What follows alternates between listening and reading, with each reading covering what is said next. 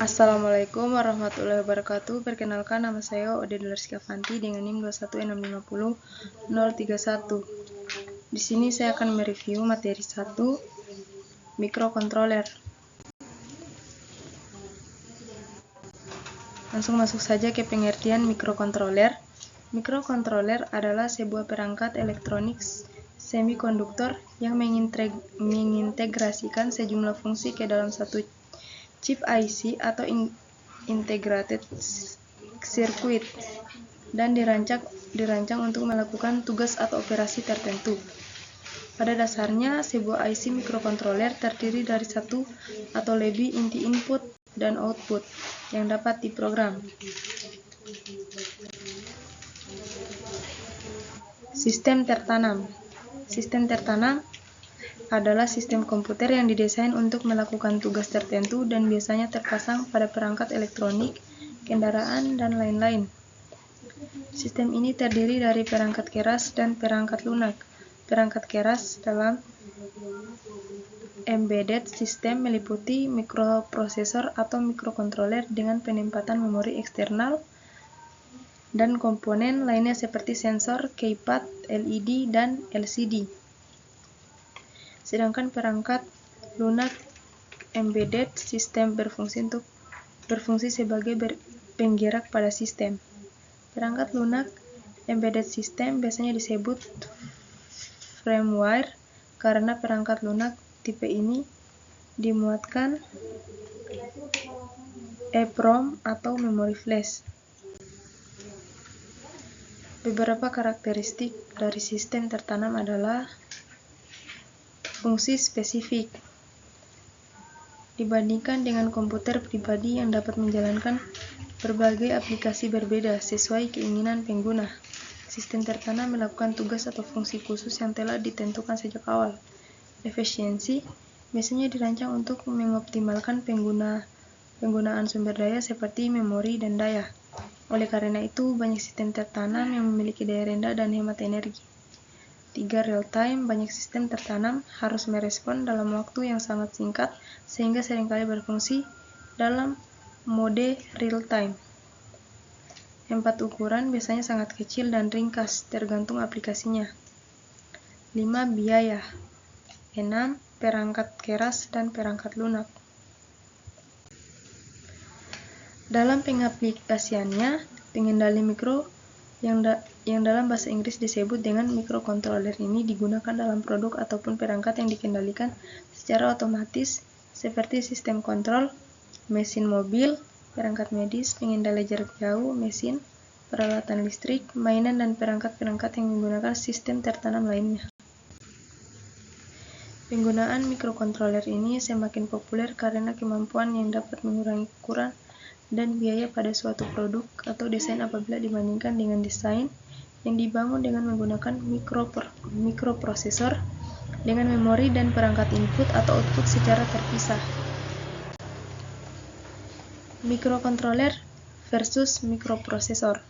Mikrokontroler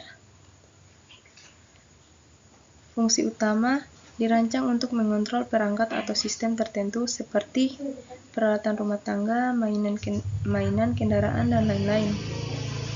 2 komponen biasanya memiliki CPU, memori, RAM dan ROM, dan I atau input-output dalam satu chip. Bisa juga dilengkapi dengan fitur tambahan seperti ADC, DAC, timer, dan lain-lain. Kegunaan cocok untuk aplikasi tertanam di mana fungsinya spesifik. Daya dan kecepatan umumnya membutuhkan daya rendah dan kecepatan lebih lambat dibandingkan mikroprosesor. Mikroprosesor satu fungsi utama biasanya digunakan sebagai otak utama dalam sistem komputer.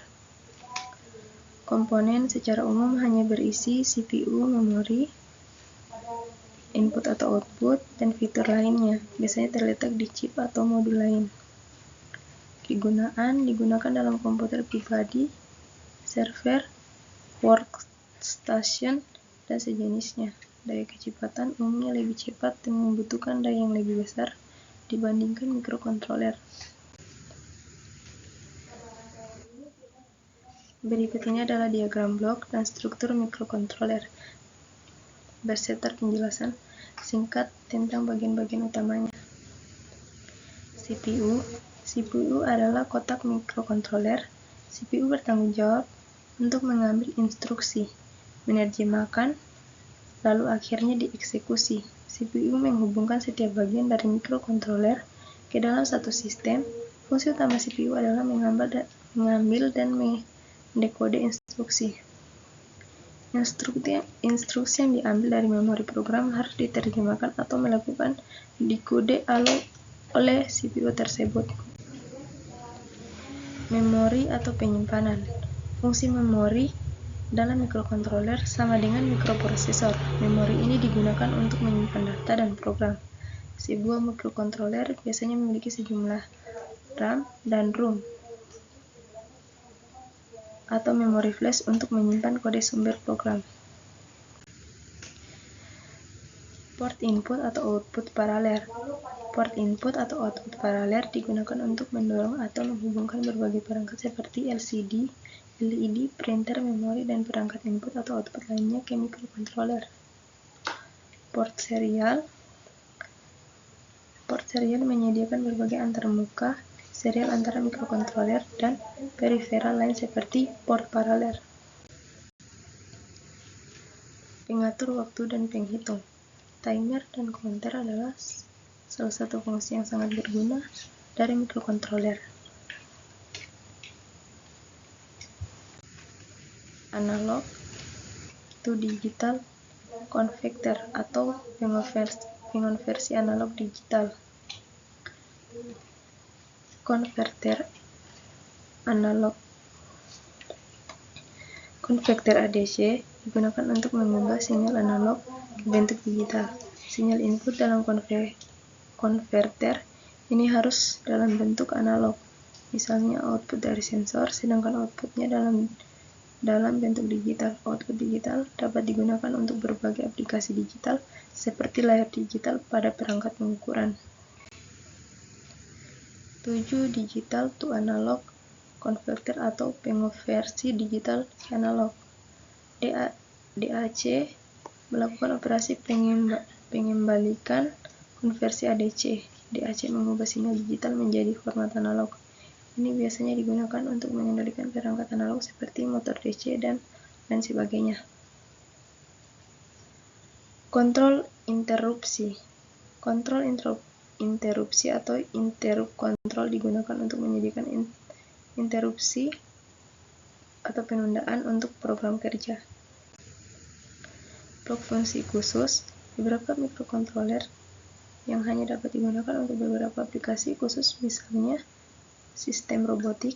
Pengontrol ini memiliki beberapa port tambahan untuk melakukan operasi khusus tersebut yang umumnya dinamakan dengan blok fungsi khusus. Mikrokontroler versus mikroprosesor.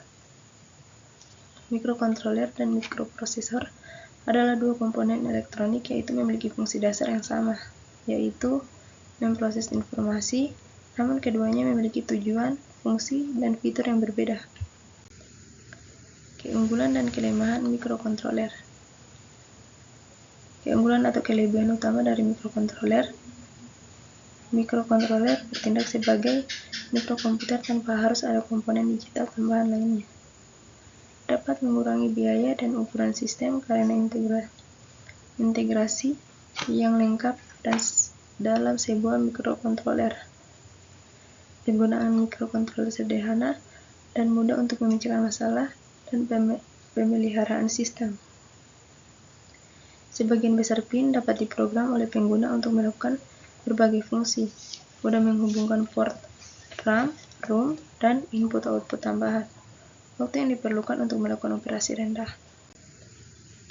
Kekurangan dari mikrokontroler.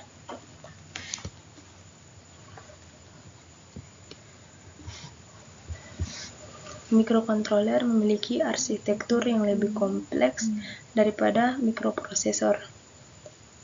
Hanya melakukan eksekusi dalam jumlah terbatas dalam waktu yang bersamaan. Kebanyakan hanya digunakan dalam peralatan mikro, tidak dapat terhubung dengan perangkat yang berdaya tinggi secara langsung.